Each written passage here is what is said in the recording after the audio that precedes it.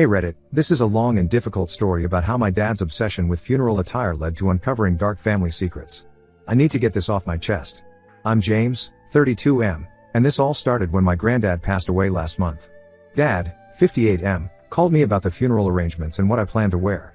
I told him my usual funeral outfit, black pants, white shirt, and my dark gray coat that I've worn to every funeral for the past 5 years. It's a well-made wool coat that I spent good money on, and honestly looks almost black unless you're really looking at it in direct sunlight. Dad immediately got upset about the coat. Not just mildly annoyed, but genuinely angry. He kept saying everyone would be wearing black and it looked stupid and disrespectful in gray. I tried explaining that it's a perfectly appropriate formal coat, but he wouldn't listen. Some background on my dad: he's always been obsessed with appearances, especially at family events. Growing up, everything had to be perfect. He'd make us change clothes multiple times before family gatherings, taking photos to analyze if our outfits matched properly. My mom Sarah, 56F, used to joke that he cared more about how we looked in family photos than how we actually felt at events.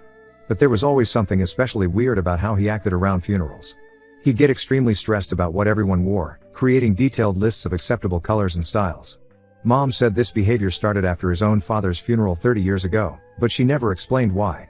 As kids, we just accepted it as one of Dad's quirks. When I explained I couldn't afford to spend 40 to 50 pounds on a new coat right before Christmas, especially being a week away from payday, Dad completely lost it. He called me selfish, said I was deliberately trying to embarrass the family, and hung up on me. This was surprising because while Dad could be controlling about clothes, he'd never blown up at me like this before. The next morning, Dad showed up at my house unannounced with a brand new black coat. He tried forcing me to take it, saying I had to wear it or I'd embarrass the family. When I refused, telling him I didn't need charity and my gray coat was perfectly fine, he broke down crying. Not normal tears, but full-on hysterical sobbing. He kept repeating, "You don't understand, you have to wear black, everything has to be black." I tried calming him down, but he just got more agitated. He started rambling about his father's funeral, saying something about photos and family shame. It was honestly scary seeing him like this. Dad's usually very composed and proper. I'd never seen him lose control like this before. Mom called me later that night, upset that I'd triggered what she called Dad's funeral anxiety. She begged me to just wear the coat to keep peace in the family. When I pushed back, saying Dad's behavior wasn't normal and he needed help, she got defensive. She said there were things about the family history I didn't understand, but insisted it wasn't her story to tell. Growing up, money was always tight in our family. Dad worked as an accountant at my grandfather's company, and while we weren't poor, we definitely weren't wealthy either. Mom was a teacher but had to quit when my sister Amy, 29F, was born with health issues. So Dad's insistence that I buy a new coat I couldn't afford really bothered me. The day before the funeral, Dad showed up again.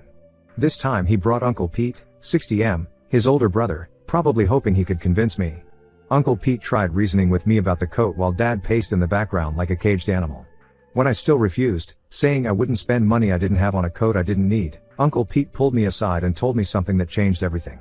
Apparently, at my grandfather's funeral 30 years ago, my dad wore a gray coat despite his mother insisting on black. Someone took photos of the funeral party and sent them to the local newspaper. This was back when small-town papers regularly published funeral photos. Those photos revealed something the family had tried to keep hidden. My grandfather had a whole second family, and they were all at the funeral too, wearing black. The gray coat made my dad stand out in the photos, which led to people noticing and asking questions. The story spread through our small town like wildfire. The scandal nearly destroyed our family. Grandmother had known about the second family but kept quiet to avoid shame. The photos forced everything into the open. Dad blamed himself for wearing gray, convinced that if he'd worn black like everyone else, the secret would have stayed buried. This explains so much about Dad's obsession with funeral attire, but I still think he's being irrational. The news would have come out eventually, and his gray coat wasn't really to blame. Plus, this was 30 years ago, surely we can move past it now. I'm shocked and confused by all of this. None of us younger family members ever knew about grandfather's second family.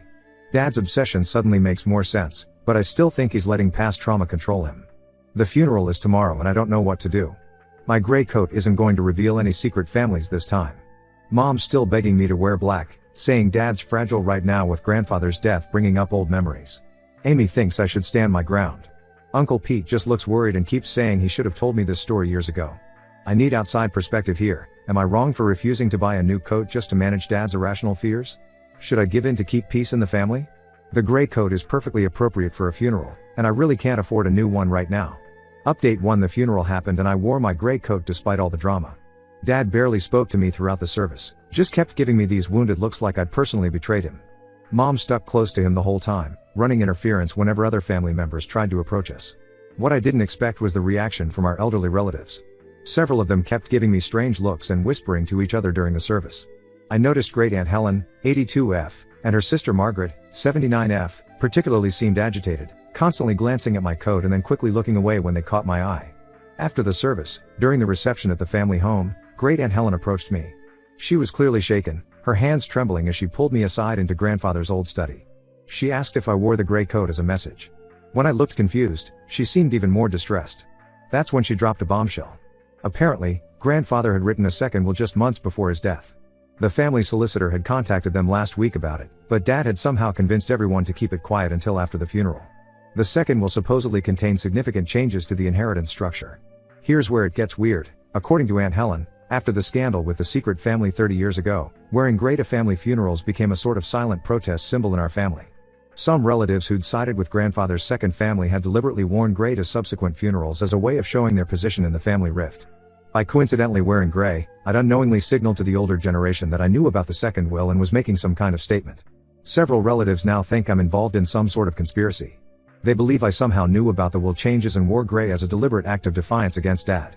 Dad's behavior has gotten increasingly erratic since the funeral. Mom called me in tears yesterday saying he's become obsessed with going through old family photos, muttering about patterns and signs. He's convinced himself that my grandfather must have told me something before he died, that my gray coat wasn't a coincidence. Uncle Pete visited me at work today, clearly worried. He said Dad's been calling him late at night, rambling about family loyalty and betrayal. Dad's apparently convinced that grandfather told me family secrets and the gray coat was my way of declaring allegiance to some rival family faction. I tried explaining to everyone that this was literally just about not being able to afford a new coat, but no one seems to believe me. The coincidence is too perfect in their minds. Even Amy called me asking if I was keeping secrets from her, saying she'd heard rumors about the second will from our cousins. The solicitor has called a family meeting for next week to discuss grandfather's estate.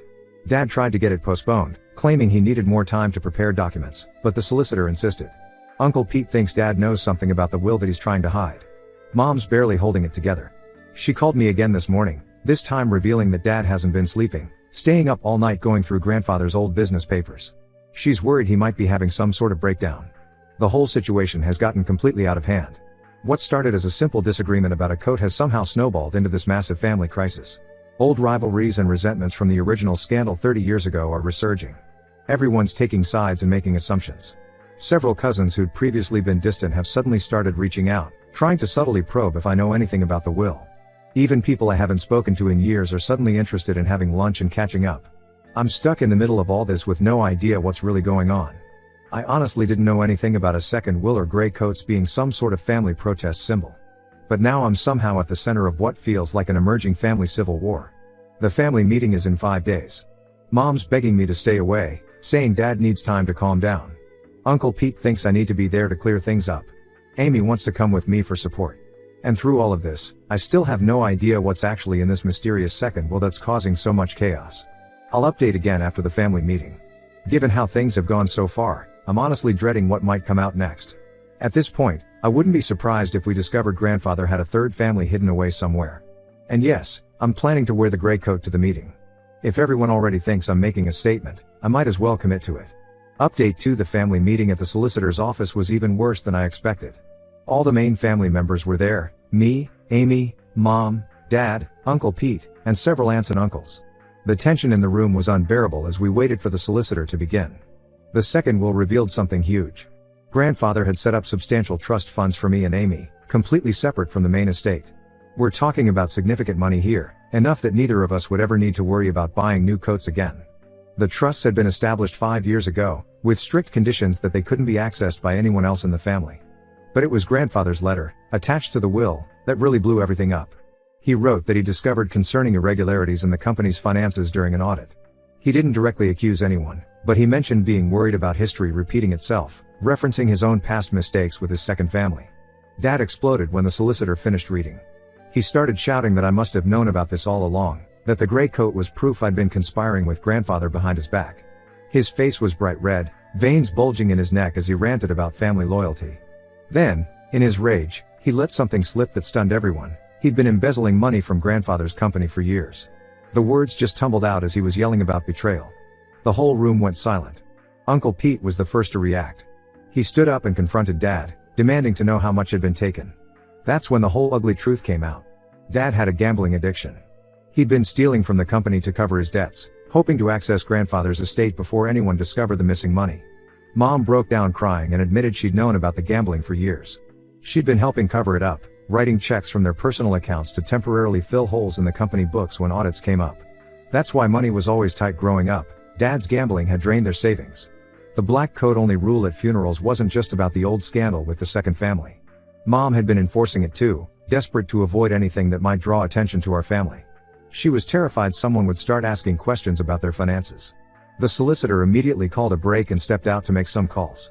Uncle Pete took control of the situation, preventing Dad from leaving. Aunt Helen started crying, saying she'd suspected something was wrong with the company finances but never wanted to believe it. Amy was in shock beside me. We'd grown up thinking we were just a normal middle-class family struggling a bit with money. Finding out our childhood financial stress was because Dad was gambling away company money hit hard. The trust funds grandfather set up suddenly made more sense. He must have noticed money missing during that audit and realized what Dad was doing. Instead of confronting him directly, he quietly set up protection for his grandchildren. Dad's still insisting I somehow knew about all of this, that I wore the gray coat to deliberately trigger this revelation. He can't accept that this was all just a coincidence about not being able to afford a new coat. Even facing criminal charges for embezzlement, he's more focused on my supposed betrayal than his own actions. The police were called. Uncle Pete, as a company director, had no choice but to formally report the theft. Dad was asked to surrender his passport. The family's been torn apart, some supporting Dad and believing his conspiracy theories about me and grandfather, others horrified by his actions and the years of deception. Mom's staying with her sister for now. She can't face coming home to their house knowing all their financial struggles were because of Dad's gambling, not legitimate business problems like he claimed. The solicitor's putting together paperwork to formally remove Dad from any involvement with grandfather's estate. Uncle Pete's hired forensic accountants to go through the company books.